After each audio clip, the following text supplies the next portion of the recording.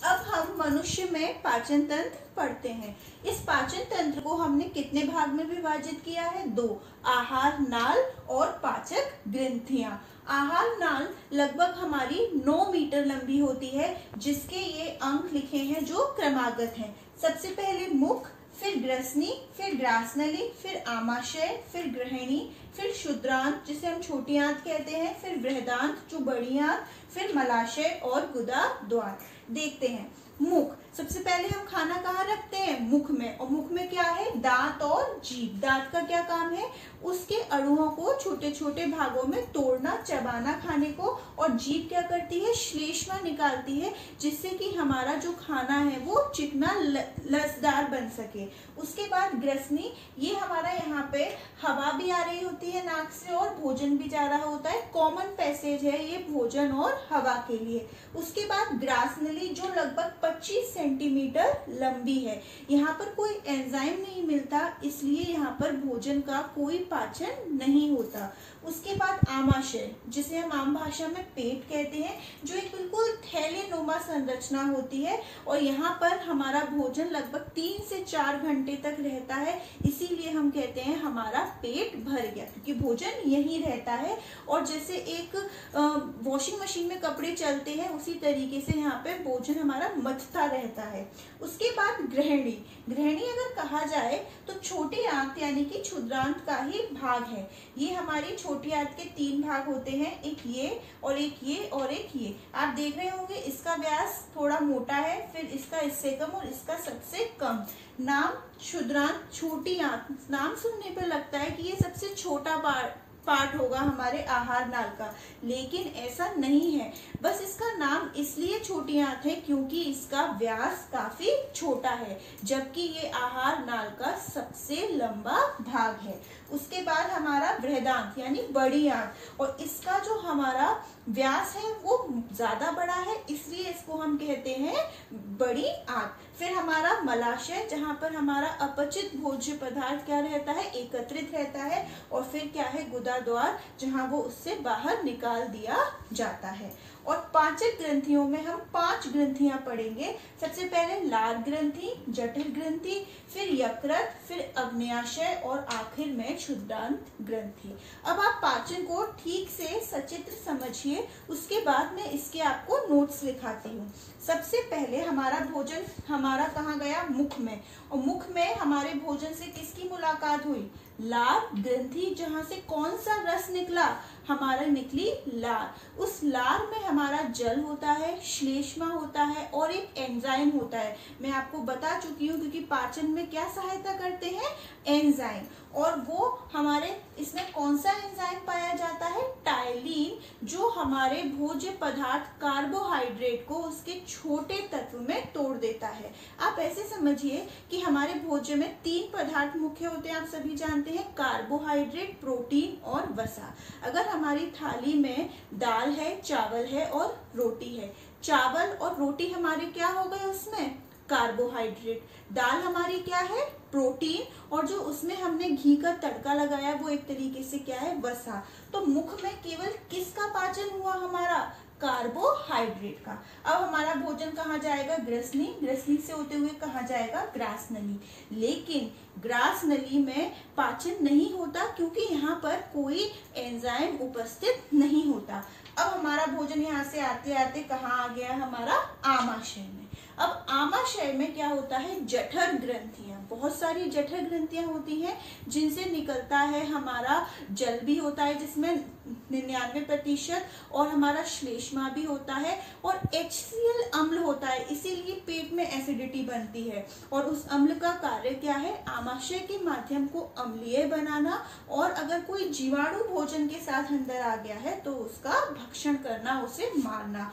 और साथ ही यहाँ जो एंजाइम निकलता है वो कौन सा है? आपका पेप्सिन, जो किसमें सहायता करता है? प्रोटीन के पाचन में। क्योंकि देखिए अभी आपका केवल जो कार्बोहाइड्रेट था, रोटी और चावल, उसका पाचन शुरू हुआ था। अभी दाल वैसी ही थी, क्योंकि दाल में क्या है? प्रोटीन। तो उसका पाचन हमारा कहाँ शुरू होगा? आमाशय।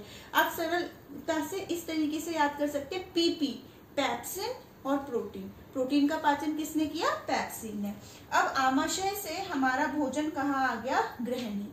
ग्रहणी में यहाँ पर दो नलियां हैं, एक तो अग्न्याशय रस निकलता है और यहाँ से यकृत का पित्त रस। सबसे पहले यहाँ पित्त रस आता है, यकृत पित्त रस को बनाता है और पित्ताशय में जाके हमारा पित्त रस एकत्र हो जाता है। जैसे ही हमारा यकृत से पित्त रस यहाँ पे आता है, पित्त रस किसमें सहायता करता है? हमारा वसा का पायसीकरण, यानी वसा के जो अणु हैं उनको छोटे छोटे अणुओं में टूटता है। ये बहुत इंपॉर्टेंट क्वेश्चन है। पित्त रस में कोई एंजाइम नहीं है, उसके बाद भी वो हमारा पाचन में सहायता करता है, क्योंकि वो क्या कर रहा होता है? वसा का पायसीकरण। उसके बाद अग्न्याशय रस निकलता है और अग्न्याशय रस में कितने एंजाइम होते हैं? 3 एंजाइम होते हैं जो कार्बोहाइड्रेट, प्रोटीन और हमारे वसा का एक तरीके से पूर्ण पाचन कर देते हैं, अगर अभी भी वो सबसे छोटे अणुओं में नहीं टूटे हैं तो। अभी हम उन एंजाइम के नाम पढ़ेंगे। अब हमारा भोजन कहाँ आ जाता है? हमारा बड़ी आंत। बड़ी आंत क्या करती है? उसको हमारा उसमें से जो हमारा एक्स्ट्रा कहीं शरीर से बाहर जल ना निकल जाए उसको अवशोषित कर देती है और फिर यहाँ मलाशय में जो अपचित भोजन होता है वो यहाँ एकत्र हो जाता है और फिर गुदा द्वार से वो बाहर निकल जाता है। ये जो आपको डायफ्राम दिख रहा है, इसका कार्य क्या है? ये हमारी वक्ष गुहा और उदर गुहा दोनों में एक तरीके से सेपरेशन का काम कर रही है, बता रही है कि ऊपर क्या है? हमारी वक्ष गुहा और नीचे क्या है? हमारी उदर गुहा। अब हम एक एक करके इन ग्रंथियों को डिटेल में पढ़ लेते हैं कि कौन सा रस निकला और उसका क्या काम है और उसमें कौन सा एंजाइम उपस्थित है। थ्योरेटिकली इसको अब हम पढ़ते हैं। तो पहली कौन सी ग्रंथि है? हमारी लार ग्रंथि। हमारे मुख में कितनी जोड़ी लार ग्रंथियां मिलती है? 3 जोड़ी, और जिससे क्या निकलता है? लार निकलती है और जिसमें निम्न पदार्थ होते हैं, जल तथा श्लेष्मा और एक एंजाइम होता है, कौन सा? टाइलिन। जल और श्लेष्मा क्या करता है? हमारे भोजन को लसदार तथा गीला बनाता है, जिससे भोजन आसानी से हमारे आहार नाल में प्रवेश कर सके। और मैं बता चुकी थी जैसे कि टाइलिन हमारा एंजाइम किस पे कार्य करता है? भोजन के कार्बोहाइड्रेट यानी मंड पर, और उसको उससे छोटे अणुओं में परिवर्तित कर देता है, यानी मंड को किसमें परिवर्तित कर देता है? शर्करा में।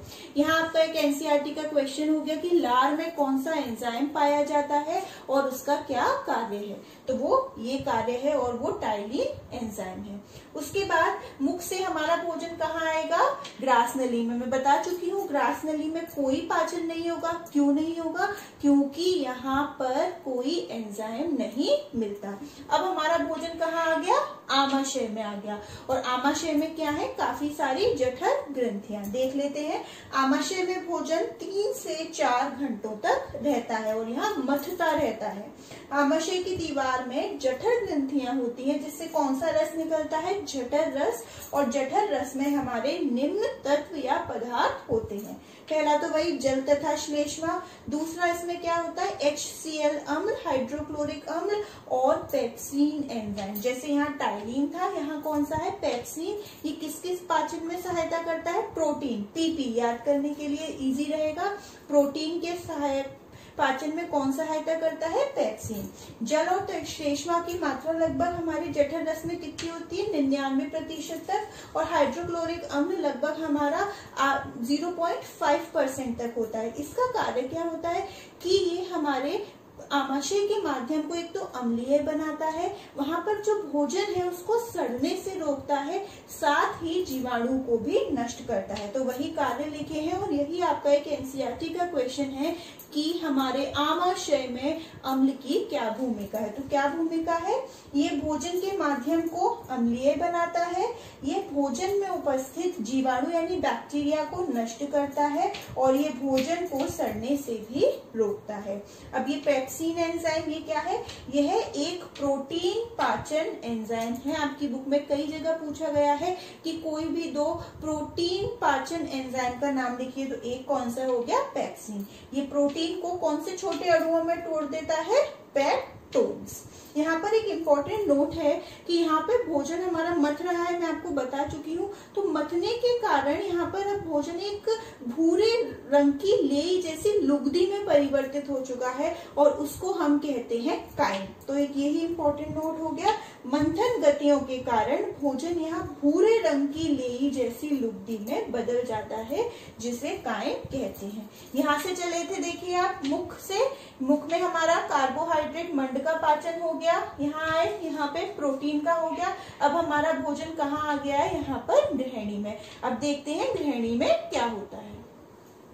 यहाँ भोजन सबसे पहले पित्त रस से मिलता है, मतलब यकृत क्या कर रहा था, हमारे पित्त रस को निकाल रहा था, जो कहाँ जाकर एकत्रित हो रहा था, पित्ताशय। बहुत बहुत इंपॉर्टेंट, बच्चों को बहुत कंफ्यूजन होता है इस चीज में कि पित्ताशय बनाता है पित्त रस, नहीं, यकृत बनाता है और वो पित्ताशय में जाकर के एकत्रित हो जाता है। जैसा कि मैंने बताया था कि हमारे पित्त रस में कोई एंजाइम नहीं होता, पर ये वसा का क्या करता है, पायसीकरण, यानी जो वसा है, जो तेलीय अणु है, उनको छोटे विसरणशील अणुओं में परिवर्तित करता है। यकृत में सबसे पहला पॉइंट, यकृत शरीर की सबसे बड़ी ग्रंथि है। ये कई बार बहुविकल्पीय में आया है, आपको 2-4 ग्रंथियों के नाम दे दिए जाएंगे और पूछा जाएगा सबसे बड़ी ग्रंथि कौन सी है, तो कौन सी है, यकृत। यकृत कोशिकाओं से पित्त रस निकलता है जो पित्ताशय में एकत्रित होता है, इसीलिए मैंने इसे हाईलाइट किया है। पित्त रस में कोई पाचक एंजाइम नहीं होते, पर ये वसा का पायसीकरण करता है। और ये कौन सा भाग है गृहिणी में, बता चुकी हूँ, क्षुद्रांत का। तो वसा का पाचन क्षुद्रांत में होता है। कई बार यकृत के कार्य अलग से पूछ लिए जाते हैं या बहुविकल्पीय में भी उसको तोड़ मोड़ के पूछ लिया जाता है। तो वही है, पित्त रस का निर्माण करता है ये सबसे पहला। दूसरा, कौन से विटामिन का निर्माण करता है, विटामिन ए, ये क्वेश्चन भी कई बार पूछ लिया जाता है। तीसरा, ये यूरिया का निर्माण करता है जो एक वेस्ट मटेरियल है, जिसे हम उत्सर्जन में पढ़ेंगे। और चौथा, बहुत बहुत इंपॉर्टेंट, ये हिपेरिन नामक प्रोटीन का निर्माण करता है, जिससे रुधिर वाहिनियों में रक्त का थक्का नहीं जमता, यानी हमारे शरीर के अंदर खून नहीं जमता। तो हमारा भोजन अभी यहाँ पे था, यकृत ने क्या निकाला, पित्त रस, जिसने उसके वसा पर उसका क्या किया, पायसीकरण, छोटे अणुओं में तोड़ दिया। अब क्या होगा, यहीं पर अग्न्याशय का रस निकलेगा, यानी अग्न्याशी रस निकलेगा, और वो कार्बोहाइड्रेट, प्रोटीन और वसा के अणु अगर अभी पूरी तरीके से छोटे छोटे नहीं हुए तो उनको पाचन फिर से कर देगा, उनका और छोटे अणुओं में पाचन कर देगा। तो नेक्स्ट हमारी ग्रंथि है अग्न्याशय। ये अग्न्याशिक रस निकालती है जिसमें निम्न एंजाइम होते हैं, बहुत इंपॉर्टेंट है तीनों एंजाइम, ट्रिप्सिन, लाइपेज और एमाइलेज। ट्रिप्सिन क्या कर रही है, प्रोटीन पाचक एंजाइम, और कौन सा था प्रोटीन पाचक एंजाइम, पेप्सिन। एक शॉर्ट ट्रिक बताऊं याद करने के लिए, पीटी उषा, पैप्सिन और ट्रिप्सिन दोनों कौन से एंजाइम है, प्रोटीन पाचक एंजाइम। लाइपेज क्या कर रहा है, वसा का पाचन कर रहा है, तो वसा पाचक एंजाइम। और एमाइलेज मंड पाचक एंजाइम। आपकी किताब में एक क्वेश्चन है कि वसा का पाचन कहाँ होता है और कैसे होता है, तो आपको यहाँ पे आंसर क्लियर हो गया। वसा का पाचन कहाँ होता है, क्षुद्रांत में। और कैसे होता है, यकृत से पित्त रस निकलता है, वो उसका पायसीकरण करता है। और अग्न्याशय से जो अग्न्याशिक रस निकलता है उसमें भी वसा के पाचक का एंजाइम होता है, कौन सा, लाइपेज। अब यहाँ पर हमारा क्या हो चुका है, यहाँ पर हमारा ऑलमोस्ट जो पाचन है वो पूरा हो चुका है। पूरा नहीं कहेंगे क्योंकि ये अभी हमारा क्या है, ये पूरा क्षुद्रांत अभी यहाँ पर है। यहाँ आते आते हमारा जो पाचन है वो पूर्ण हो जाएगा। तो अब हमारी नेक्स्ट ग्रंथि कौन सी होगी, क्षुद्रांत ग्रंथियां। यहाँ भोजन का पूर्ण पाचन हो जाता है अंत्र रस की सहायता से। तो वही है क्षुद्रांत ग्रंथियां, ये अंत्र रस का निर्माण करती हैं, जिनमें उपस्थित एंजाइम सभी पोषक तत्वों का पूरा पाचन कर देती हैं। यानी मंड पूरी तरह शर्करा में कन्वर्टेड हो चुकी है, प्रोटीन पूरी तरह अमीनो अम्ल में परिवर्तित हो चुका है, और वसा अम्ल प्लस ग्लिसरॉल में बदल चुका है। यहाँ हमने पूरा देख लिया, यहाँ से शुरू हुआ और कहाँ तक फिनिश हुआ हमारा, क्षुद्रांत तक। अब एक इम्पोर्टेंट नोट है, क्या होता है कि अंत में बड़ी आंत क्या करती है, जो हमारा यहाँ पे भोजन बना है एक तरीके से, जैसे कि हमने जठर ग्रंथि के बाद, आमाशय के बाद भोजन को क्या कहा था, कायम कहा था। यहाँ पर अब जो भोजन एक लुप्ती सी जो अपचित पूरा भोजन बन के तैयार हुआ है उसे हम कहते हैं कायल। तो उस भोजन से क्या करती है दीवारें बड़ी आंतों की जल को अवशोषित कर लेती हैं और फिर अपच भोज पदार्थ को कहाँ स्टोर कर देती है, मलाशय में, जो गुदा द्वार से बाहर निकल जाता है। यही इंपॉर्टेंट नोट है। अंत में बड़ी आंत की दीवार भोजन से कुछ जल अवशोषित कर लेती है और शेष अपचित भोजन को गुदा द्वार से बाहर निकालती है। मैं एक बात बताना चाहूंगी, अक्सर ये क्वेश्चन आता है कि शाकाहारी और मांसाहारी किसमें से क्षुद्रांत किसकी बड़ी होगी और क्यों, या फिर एक ही साइज की होगी।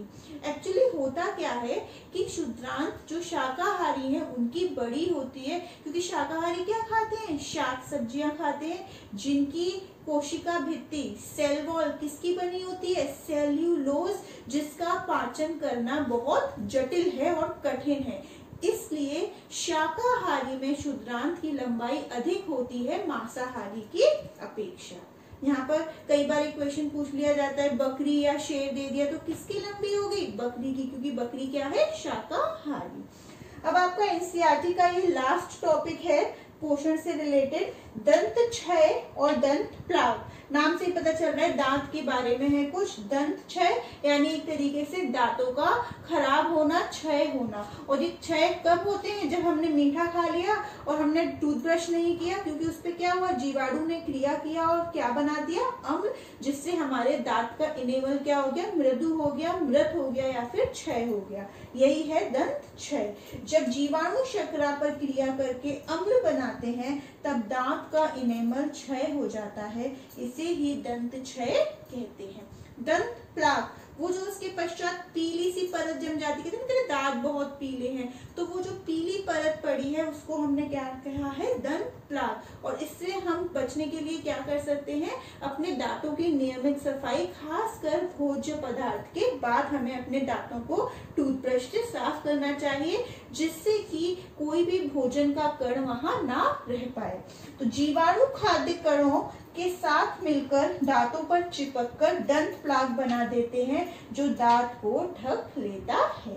और इससे बचने के लिए हमें भोजन के उपरांत ठीक से दांतों में ब्रश करना चाहिए। तो यहाँ पर हमने हमारा पहला जैव प्रक्रम पोषण पूरी तरीके से खत्म कर लिया है।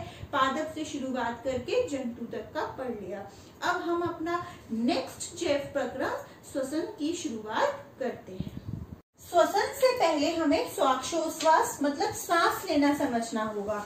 जो हम सिर्फ ऑक्सीजन लेते हैं शुद्ध वायु को और जो कार्बन डाइऑक्साइड निकालते हैं, वो प्रक्रिया क्या कहलाती है, श्वासोच्छ्वास। और श्वसन में क्या होता है, सांस लेने के साथ साथ हम जो भोजन खाते हैं उसका क्या होता है, ऑक्सीकरण, जिससे क्या मिलती है हमें, ऊर्जा।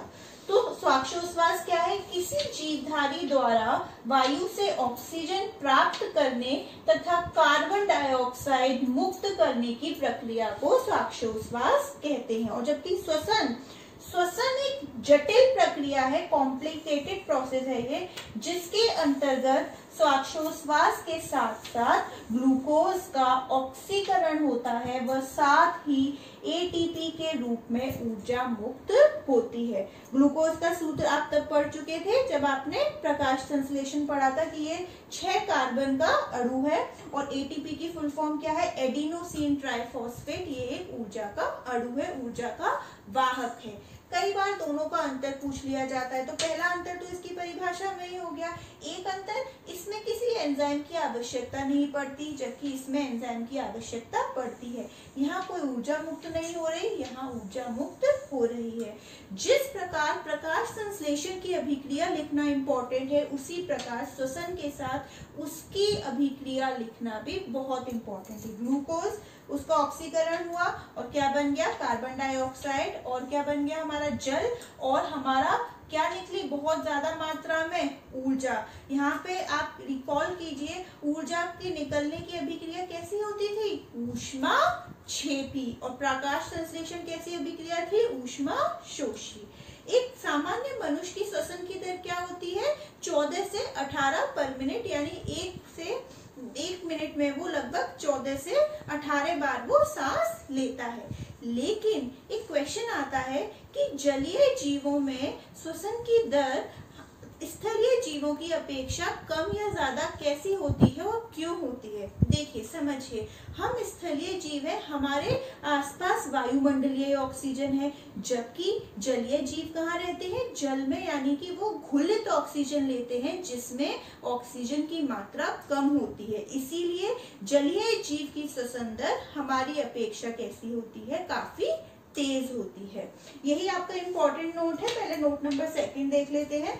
जलीय जीवों की श्वास दर स्थलीय जीवों की अपेक्षा अधिक तेज होती है क्योंकि स्थलीय जीव वायुमंडलीय ऑक्सीजन लेते हैं, जबकि जलीय जीव जल में घुलित ऑक्सीजन लेते हैं जिसमें ऑक्सीजन की मात्रा कम होती है। यहाँ आपका एनसीईआरटी का एक क्वेश्चन कवर हो गया।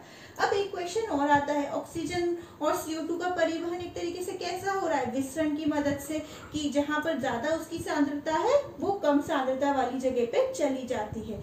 लेकिन जो बहुकोशिकीय जीव होते हैं उनमें केवल और केवल विसरण पर्याप्त नहीं है कि श्वसन पूरा हो सके।